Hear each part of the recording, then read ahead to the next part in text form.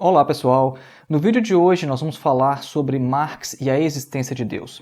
Em alguns vídeos anteriores no canal a gente falou sobre Marx e a religião, só que esse vídeo aqui é diferente, a gente não quer falar agora da religião, a gente quer falar diretamente sobre Deus, sobre a existência de Deus, uma questão estritamente filosófica.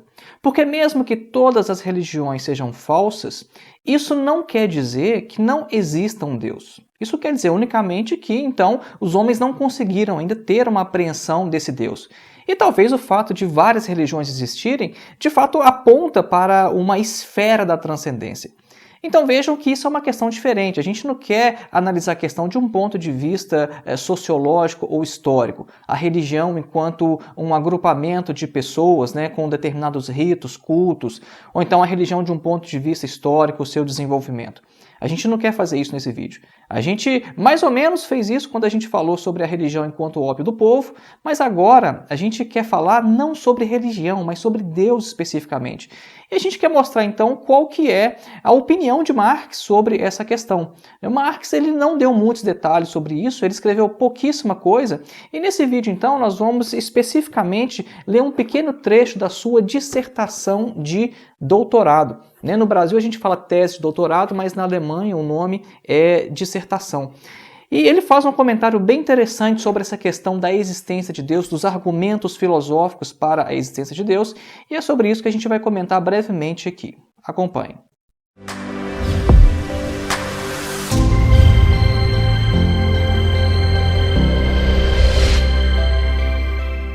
O texto que nós vamos comentar aqui hoje se encontra nas notas da dissertação de doutorado do Marx. Então, aqui é importante frisar logo de início o seguinte, a gente está falando de um Marx como se fosse um Marx pré-marxismo. Um Marx que ainda não tinha desenvolvido o seu pensamento pelo qual ele nos é hoje conhecido. Mas a gente já consegue ver aqui a direção que o seu pensamento iria se encaminhar, que ele de certa forma já buscava uma solução numa prática social. Então a gente vai perceber isso aqui, mas é importante salientar isso então, tá? Isso aqui é um Marx como se fosse pré-Marx. Outra questão que eu acho importante salientar também é que a gente tem que ler todos os textos do Marx, Porque eu já vi gente aqui no YouTube, de canal muito grande, falando que provavelmente nunca leria a dissertação de doutorado do Marx. É uma coisa que eu não entendo, porque é um texto rico, é um texto que pode nos trazer várias reflexões muito interessantes. Isso geralmente é o pessoal que não gosta da filosofia mesmo, Gosta do Marx mais prático, entre aspas, que é ir para a área das ciências sociais e etc. E o Marx, ele tem doutorado em filosofia, coisa que muita gente também tenta esconder. Eu já ouvi, por exemplo, a afirmação de que o Marx fez doutorado em filosofia porque na época não tinha ciências sociais. E um Marx, na verdade, sem filosofia, pensar Marx sem filosofia, é um Marx extremamente tosco. Então o texto ao qual nós estamos fazendo referência está aqui no volume 40 das obras de Marx e Engels. Isso aqui é o original em alemão, que é publicado aqui na Alemanha. No Brasil isso foi traduzido pela editora Boitempo, se eu não me engano. Então essa dissertação de doutorado do Marx está disponível também em língua portuguesa. Então aqui nos anexos da sua dissertação de doutorado, bem no finalzinho mesmo, ele vai abordar a questão da existência de Deus, vai fazer uma referência ao argumento ontológico mais propriamente dito. Isso é interessante porque o argumento ontológico ele tem uma história muito interessante na filosofia ocidental. Aqui no canal a gente já fez um vídeo sobre isso e no nosso curso de Introdução à Filosofia nós temos uma breve sessão sobre o Anselmo de Aosta, que foi quem formulou esse argumento de uma forma mais explícita na história da filosofia ocidental. Então Marx ele começa falando o seguinte, ele estava fazendo uma discussão, ele cita Schelling, estava citando o pessoal que ele estudou na filosofia grega antiga, e aí ele fala o seguinte, olha, e aqui eu vou aproveitar a oportunidade para a gente falar sobre um tema infame, que é sobre as provas para a existência de Deus. Aí, inicialmente, ele fala sobre o Hegel, como é que o Hegel encarou essas provas, e a gente vai pular esse primeiro parágrafo aqui, porque não é o que a gente quer falar. E aí, ele vai falar o seguinte, olha, as provas para a existência de Deus não são nada além do que puras tautologias. Ou seja, a prova ontológica não quer dizer nada além do seguinte, o que eu represento a mim né, como real, né, o que eu penso que é real, aquilo que eu represento, ele usa o termo alemão Vorstellen, o que eu represento a mim como real, isso tem uma existência real para mim, ou seja, isto é uma representação real para mim. Isso tem efeito sobre mim, isso age sobre mim. Então vamos lá, vamos explicar, porque a gente já citou um monte de coisa aqui, argumento ontológico, Anselmo, o que é isso? O que a gente está falando? Né? Bom, primeira coisa, é importante a gente primeiro entender que quando a gente vai fazer uma discussão filosófica, principalmente como essa, a gente tem que entender que isso é um diálogo. A filosofia ela se dá sempre na base do diálogo. O autor está sempre dialogando com autores do seu próprio tempo ou então do passado. Então, o Marx está fazendo referência aqui a um argumento chamado argumento ontológico, e mais para baixo, ele vai citar também a crítica de Kant a este argumento ontológico. Então, vejam só o tamanho da coisa, né? Aqui nessa obra de Marx, isso não ocupa nem 2 páginas, aqui tem uma página e meia. Só que as referências que estão implícitas aqui faz com que a gente tenha que ir muito além para entender a questão, entender o que ele está discutindo aqui e a gente saber o que Marx pensa sobre a questão da existência de Deus. Então a gente quer contextualizar aqui essa questão. Então Marx está falando que o argumento ontológico ele pode ser resumido na seguinte forma: aquilo que eu penso, aquilo que eu represento para mim como realmente existente, isso se torna uma representação real para mim. Então vamos lá. O argumento ontológico ele foi desenvolvido pelo Anselmo de Aosta. Eu tenho o livrinho dele aqui, a obra chamada Proslógio. Essa obra é do século XI, tá? Do século XI. E o argumento ontológico, a gente não vai repetir tudo aqui, a gente vai só resumir porque tem vídeo no canal aqui sobre isso. É basicamente o seguinte, o Anselmo pede para a gente imaginar o ser do qual nada maior pode ser pensado. Se a gente consegue ter a ideia deste ser, se a gente consegue imaginar isso, logo este ser ele tem que existir também na realidade. Porque se eu falo assim, não, tudo bem, eu consigo ter na minha cabeça a ideia de um ser do qual nada maior pode ser pensado. Se esse ser não existir na realidade, significa então que eu posso pensar um ser maior do que esse, igualzinho a esse, só que existe. Um ser que exista. E aí, este ser que existe vai ser maior que o primeiro que eu pensei e eu tenho uma contradição. Porque primeiro eu falei, não, tudo bem, eu pensei aqui o ser do qual nada maior pode ser pensado. E depois o que eu faço? Não, agora eu estou pensando um outro ser igual a esse, mas que existe. E o Anselmo fala, existir é maior do que não existir. Então, se você pensa esse ser e não quer cair em contradição, você tem que conferir a existência a ele. Isso de uma forma muito resumida pode ainda estar te parecendo confuso, tá? Mas eu quero só mencionar em que sentido que vai a argumentação do Anselmo e do argumento ontológico. Tá? É basicamente isso. Porque se eu tenho a ideia desse ser, ele tem que existir na realidade. E o Marx faz uma leitura interessante desse argumento. O Marx ele praticamente faz uma leitura psicológica desse argumento, falando o seguinte, olha, o argumento ontológico, que queria provar a existência de Deus unicamente através da ideia do ser, do qual nada maior pode ser pensado, isso na verdade quer dizer o seguinte, o Marx faz uma tradução desse argumento. A leitura do Marx é o seguinte, esse argumento quer dizer que aquilo que eu de fato imagino como real, aquilo que eu imagino como real, que eu represento como real, aquilo é uma representação real para mim, porque aquilo atua sobre mim. E aí ele faz a afirmação muito interessante de que, neste sentido, todos os deuses já existiram. Todos os deuses já existiram. Veja que afirmação interessante.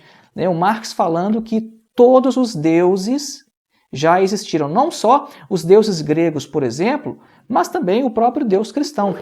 E aí ele continua, ele vai falar o seguinte, olha, que nesse sentido, todos os deuses existiram, e aí ele faz a pergunta retórica, o velho Moloque, ele não reinou? Moloque é um deus pagão que é referido na Bíblia, Então, Moloque também ele não reinou? Não foi o Apolo de Delfos um poder real na vida dos gregos? Vejam só que interessante, Moloque existiu, o deus Apolo existiu. E por que o Marx fala que esses deuses existiram? Justamente porque, à medida que as pessoas acreditam nesses deuses, e as pessoas agem de acordo com essa crença, as pessoas são movidas à ação a partir dessa crença, então esses deuses eles têm uma existência real. Vejam só que, de um ponto de vista filosófico, ou talvez até mesmo teológico, a gente não poderia talvez se dar por satisfeito com essa resposta de Marx. Porque o Marx está dando um outro sentido aqui à questão de existência. Porque quando o teólogo, o filósofo da religião, ele quer perguntar sobre a existência de Deus, ele quer saber a existência ontológica, se este ser de fato existe, independente dos efeitos dessa crença sobre mim. Então vejam que o Marx está, de certa forma, respondendo a questão por uma outra via. Ele não está respondendo diretamente à existência ontológica. Ele está falando sobre os efeitos dessa crença sobre as pessoas. E se a gente considerar, então, que a crença em Deus faça com que as pessoas ajam no mundo, que as pessoas se comportem de determinada maneira, isso tem uma existência real para Marx. A propósito, antes que eu me esqueça, tem um capítulo deste livro aqui, Filosofia da Religião, lançado pelas edições Loyola, que discute o argumento ontológico. Esse capítulo foi escrito por mim, se eu não me engano é o 3º capítulo dessa obra aqui. É o livro organizado pelo Daniel Chacon, e pelo Frederico Soares de Almeida. É isso mesmo, acho que é mais ou menos o 3º ou 4º capítulo que é de minha autoria. Então, se você quiser saber um pouco mais sobre o argumento ontológico, recomendo essa obra aqui, que tem uma explicação um pouco mais extensa. Nesse ponto da argumentação, então, é que o Marx vai fazer referência, então, ao Kant. Porque o Marx está falando o seguinte, então, vejam, esses deuses, eles têm, de fato, uma certa existência real mesmo, porque a crença neles influencia as pessoas. Se as pessoas realmente acreditam naquilo, elas agem de acordo com aquilo, E o Apolo foi uma potência, um poder real em Atenas. Então, o Marx vai falar sobre, fazer uma referência aqui a Kant, que ele fala o seguinte, olha, aqui também, então, a crítica de Kant não diz nada. A crítica de Kant não vale nada aqui nesse ponto. Porque quando alguém pensa que tem 100 thalers, ou seja, dinheiro, 100 thalers, e quando essa imaginação que ele tem, não é uma coisa meramente subjetiva, mas se a pessoa realmente acredita que tem essa quantidade em dinheiro, esses 100 thalers, então essa imaginação que ele tem um valor efetivo na realidade. Aí o Marx continua o exemplo falando o seguinte, olha, se a pessoa imagina que tem uma quantidade, vamos passar aqui para 100 reais. A pessoa imagina que de fato tem 100 reais, mesmo não tendo, a pessoa ela vai agir como se tivesse esses 100 reais. A pessoa pode até contrair dívidas, comprar coisa que não pode pagar agora, porque imagina que no banco ou em casa tem guardado esse dinheiro, enfim. Mas ele fala então que de fato esses 100 thalers, ou esses 100 reais imaginados, têm o mesmo valor do que os 100 thalers reais. Então, a que o Marx está fazendo referência? Está fazendo referência a um argumento que o Kant apresenta aqui na Crítica da Razão Pura. Porque o Kant vai fazer uma crítica ao argumento ontológico. O argumento ontológico, vejam só, ele teve uma vida longa, e ainda tem, porque no século XXI tem filósofos que reformulam o argumento ontológico. Mas depois ali do século XI, com Anselmo de Aosta, a gente teve grandes filósofos, por exemplo, como o Descartes, o Leibniz, o Spinoza, que se ocuparam desse argumento, que fizeram reformulações dele. E só com o Kant é que a gente teve, de fato, uma crítica mais efetiva desse argumento. Então, claro que ele foi criticado antes, O próprio Tomás de Aquino já havia criticado esse argumento, Mas ele teve uma vida longa e ainda tem, mesmo depois da crítica de Kant. Mas a crítica de Kant é uma crítica mais fundamentada, O Kant, ele fala o seguinte, olha, ele fala que esse argumento não funciona porque quando você pega um conceito e adiciona a ele a propriedade da existência, você não acrescentou nada ali àquele objeto. É basicamente isso que o Kant vai falar. Então o Kant vai falar aqui que se você tem o conceito de 100 thalers e acrescenta a isso a existência, não mudou absolutamente nada. Agora, é diferente se você acrescenta ao conceito o próprio objeto. Porque aí tem aquela coisa do que o Kant chama de juízos sintéticos e de juízos analíticos. Então, dentro da filosofia kantiana, a crítica faz muito sentido. Porque ele vai falar que existência não é propriedade. Quando você diz que uma coisa é, Você não está dizendo nada sobre a coisa, você não acrescentou nada, você não fez um juízo sintético sobre a coisa. Você não trouxe uma propriedade de fora que não estava contida no objeto para este objeto. Então, de forma muito geral, é isso. Eu tenho um vídeo aqui no canal, na verdade, falando sobre a crítica do Kant aos argumentos cosmológicos, não ontológicos, mas passa mais ou menos por aí. Porque para o Kant, todas as provas da existência de Deus, elas vão resultar no argumento ontológico, elas pressupõem esse argumento ontológico. Então vejam só um monte de coisa que a gente já falou aqui no vídeo, e tudo isso a partir de um pequeno trecho do Marx. A gente vê a importância de ter uma cultura filosófica mais ampla para a gente de fato entender os textos em maior profundidade. O Marx aqui está fazendo um diálogo com Kant, que por sua vez está fazendo uma crítica a um argumento que tem uma longa história na filosofia. Então, o Marx fala então que essa crítica do Kant também não se aplica, porque o Kant falou que se você acrescentar existência ao conceito de um objeto, você não acrescentou nada. E o Marx fala, não, Kant, você está errado. Porque se as pessoas de fato acreditam na coisa, isso muda totalmente a forma como as pessoas se comportam no mundo, na realidade. Então vejam só que o Marx, nessa época aqui, na época do seu doutorado, ele já estava tendendo ali justamente para a questão de uma prática. O Marx já estava interessado numa prática social. A gente já vê que o seu pensamento começa a pender para este lado, porque ele não tenta responder ou refutar esses argumentos para a existência de Deus unicamente dentro de categorias metafísicas, por exemplo, respondendo unicamente através de formas lógicas. Mas ele já começa a voltar seu pensamento para uma prática, ou seja, uma prática que diria, na verdade, se essas representações de fato existem ou não. Inclusive o Marx continua depois e fala o seguinte, olha, essa prova aí da existência de Deus, na verdade, é uma prova da própria autoconsciência, porque ele se pergunta assim, o que é aquilo que eu conheço de forma imediata, e que eu falo assim, se eu tenho consciência dela, ela existe. Aí o Marx fala, a autoconsciência. Então, o Marx aqui a gente também percebe, de certa forma, uma virada antropológica, que na verdade a prova ontológica da existência de Deus, na verdade seria uma prova da nossa autoconsciência. Por último, resta a gente refletir no seguinte, a gente pode de fato conferir a existência ontológica a Deus? Aqueles que de fato querem investigar essa questão, eles vão se dar por satisfeitos com essa resposta do Marx? Eu acredito que não. Porque poderia ser contra-argumentado o seguinte, olha Marx, tudo bem, a gente entende que de fato o Apolo pode ser de fato uma força social, porque muitas pessoas acreditam nele e ele consegue de fato mobilizar a sociedade de certa forma, porque é uma crença tão forte, tão verdadeira, que isso em certo sentido existe, a gente pode entender isso. Agora, imagine então que as pessoas acreditassem no Saci Pererê, ou então no unicórnio. A gente não quer saber se a crença mobiliza as pessoas, a gente quer saber se a gente pode, de fato, conferir existência ontológica a esses seres. E quando a gente tem esses argumentos para provar a existência de Deus, a gente quer saber isso. Então, é compreensível que, no âmbito da filosofia, e da forma como essa questão ela é discutida em toda a história da filosofia, essa resposta possa não ser satisfatória. Mas é a resposta que o Marx encontra. Inclusive, mais no final, ele vai fazer uma afirmação interessante que todas as provas para a existência de Deus, na verdade, são provas para a sua não existência. É um trecho um pouco mais obscuro, ele faz referência, inclusive, ao próprio Schelling.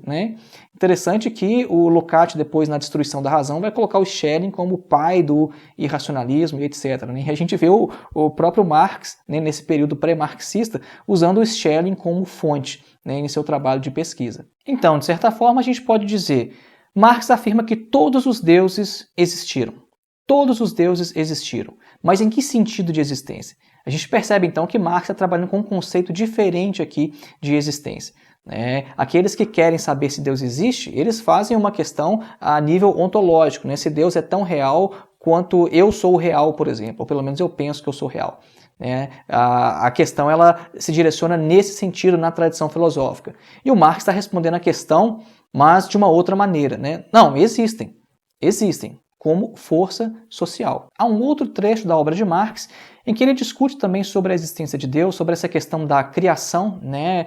Sobre, por exemplo, quem criou o primeiro homem, né? Existe um Deus fora da natureza que tenha criado a própria natureza? A gente tem um vídeo mais antigo aqui no canal, acho que uns 2, 3 anos atrás eu gravei sobre isso, né? Vou deixar no card aqui então. Se você tiver interesse de continuar a discussão, ou pelo menos saber onde esse trecho está, você pode dar uma olhada nesse vídeo lá e saber onde encontrar essa passagem de Marx. E não se esqueça de conferir o nosso curso de Introdução à Filosofia. Tá? Tem um link aqui na descrição desse vídeo para o nosso curso. É um curso que estuda a filosofia desde os pré-socráticos até Sartre no século XX. É um curso para leitura de textos filosóficos, né? Para que você que queira um primeiro contato com a filosofia possa ler diretamente alguns dos principais textos da história da filosofia ocidental. É um curso que tem certificado ao final, ele não tem data de início, não tem data de término, tá? Então você não vai ficar espremido com as outras coisas que você tem que fazer, tá? E é um curso que você pode fazer, então, no seu ritmo, no seu passo. Deixe então o seu like nesse vídeo, o seu comentário, se inscreva no canal se ainda não for inscrito e compartilhe também nas redes sociais com seus amigos. Um grande abraço e até a próxima.